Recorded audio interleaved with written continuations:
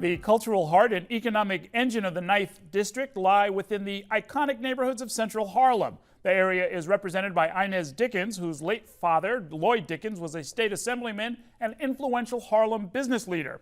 Councilwoman Dickens is running for re-election this year and also hopes to be chosen by her colleagues as the next Speaker of the Council. If she should win her bid to represent the area for 4 more years, Dickens will need to balance the surging economic growth of the district with the needs of longtime residents, many of whom are concerned that they are being priced out of their neighborhood. Here's our tour. We are inside Harlem Hospital here. I must tell you, I am speechless. I haven't been in here in many years. I've been doing stories here for many years. I had no idea there was even the possibility of a space like this. What is this space? This specific area is the mural gallery, and these are the WPA murals which were done in about the 1930s. They were in the buildings that had been demolished, and they were restored and brought here to this gallery for the Harlem community. And this one is called the Vertus Haze. This is a gorgeous space. How does it fit in with the larger mission of the hospital? The mission of the hospital is that we're here for the Harlem community. So now we also have this to come and see your history, to come and see what we've done all these years, and to see exactly what's going on in the Harlem community. And this is open to the public. I was going to say, this is extraordinary for a public hospital. Part of healing, Harold, is to be able to see history, a peaceful atmosphere, as well as the health. Oh, no. I feel better just walking in here. We are here at the Schomburg Collection, one of the most famous and impressive libraries in the entire system. Yes. Dr. Khalil Mohammed, who is in charge of all of this stuff. This is one of the galleries that I've never been to before. You've got a lot going on here. We do. This is our main exhibition hall. A lot of historical material comes here for the purposes of inspiring and educating the citizens of this great city. Is it mostly for scholars who want to come here and sort of dig around through the very impressive archives here, or I noticed some tourists out front. Sure. A lot of people come through here. The scholars probably make the most use of our collections, but they are a small number of the population who come annually to the Schomburg Center. We had 250,000 visitors last year, and most of them come here to see our exhibitions, to come to our live programming, film screenings, theater discussions, and your children's art gallery, and our children's art gallery, which thanks to the tremendous generosity of Councilmember Dickens and City Council and the Speaker, we will be building just around the corner from here in a couple of years. So to the extent that other council members and the council itself are all investing in your district, what's the selling point? The selling point is that this is not just about the culture of just Harlem. This is an international culture that's historic, that permeates the entire world. We are on the western edge of Mount Morris Park, I should say Marcus Garvey Park.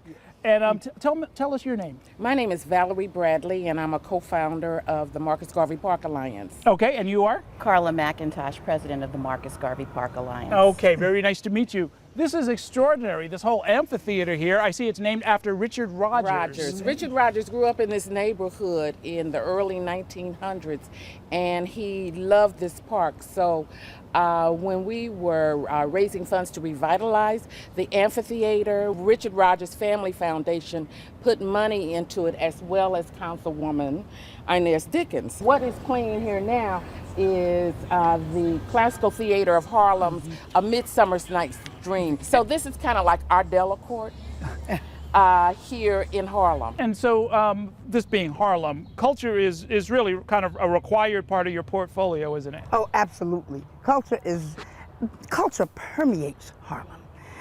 It is what lifts the people of Harlem. It is what brings tourism. This administration is always talking about tourism. Well, that helps to bring tourism. So we are here at the summit of the old Mount Morris Park. Very glad to be here. My dad spent his entire youth here, played basketball, and I don't know that. Yeah, lifelong friends that he made in and around this park. And I see it's still a pretty vital place. Well, you know, it had gone down quite a bit during the difficult years that Harlem was faced with. The homeowners and the residents in the community that surrounds the park fought very hard and formed their own alliance to protect this park. So 2 more of the leaders who are keeping this park alive. Tell us your name. Sideria Crestfield. And you are? Laurent Belly. Okay, and tell us a little bit about this tower. You say this is the only fire tower left of dozens that used to be here in the city. That's right. The tower was designed in 1857 by a famous engineer, Mr. Julius Cole. And this is the last one here in the city of New York. It's going to take millions to really do this right. Huh? Yeah, to do it right. I mean, we put in about $300,000 just to shore it up so they wouldn't tear it down or it wouldn't collapse a couple of months ago. But now we've got the money together that will actually refurbish it, rebuild it, so that it will be secure for generations to come. It's interesting how, history is wherever you step in, right? So for a lot of people younger than me, this is where they had like some famous hip hop videos were shot up here back in the 80s and 90s, Yes, right? yes. Old school hip hop. We are at the Bolton Complex. This is 127th Street near Frederick Douglass Boulevard. This is new construction from the ground up, right? This was rubble before? Yeah, this was completely vacant, with the exception of these few lots that you see, and these few other buildings that you see that were standing. This was just and vacant land. All told, all of the different buildings surrounding this courtyard, how many units are we talking about? We have 256 units. Wow. The brand new units. Okay, fantastic. And this is, when you say moderate income, what's the upper and lower ranges you're talking about? So we have 117 apartments available for households earning between 60 to 100,000, depending on the income, the makeup of the household. And then the balance of the apartments are for low-income households making between 30 to like about $50,000. Wow. What was the city's role in all of that? Well, this was, it was city-owned land. We've argued back and forth for a long time in order to get the number of affordable units that I felt the community needed. You said you grew up down the street from here. On 127th Street between Frederick Douglass and Adam Clayton Powell. But they named the block after your dad. We were the first black family on that block. So this is part of the St. Nicholas Park Apartments. It's still under development, and part of the deal was that Harlem Mothers Save, the anti-violence group, and Jackie Rowe Adams would get some free space. This is your first time seeing this, your new office. This is my first time. I really thought it was the outside lot. I kept saying, it's not ready, it's not ready. I did not know this was ready. And it's so appropriate. It means mothers and fathers that had a loss, we have a support group every month, sometimes twice a month. We have a youth group, a family that's saying, we hurt too. This means that they have a permanent home.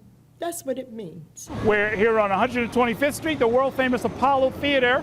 And you told me your father, who was very active, not just in politics, but real estate, sort of envisioned some level of prosperity coming back. Yes, he believed in that. He believed that development brought about employment for the community. It raised the economic base. Is that part of what you've inherited? What's next for Harlem? Yes, that is what I've inherited, and I fight to try to keep the population here. And that's what I fight for. I fight for the developments to come, for the changes to raise the base, for us to get the employment, but also for all of us that stayed here. We open our arms to everyone to come. But in doing that, we also want the opportunity to be able to stay here. Okay. Well, look, thank you for showing us around. Thank you so much, Errol. Okay. Thank you so much to you and NY1 for coming into Harlem. Welcome to Harlem. Okay. I'd like to thank Councilwoman Dickens and her staff, especially Simeon Bannister, for arranging this week's tour. We're going to take a short break now. Coming up, I'll be joined by 4 top reporters to take a closer look at today's interview with Anthony Weiner. We'll find out if the reporters think this candidate for mayor can rebound after a tough couple of weeks on the campaign trail. Stay with us.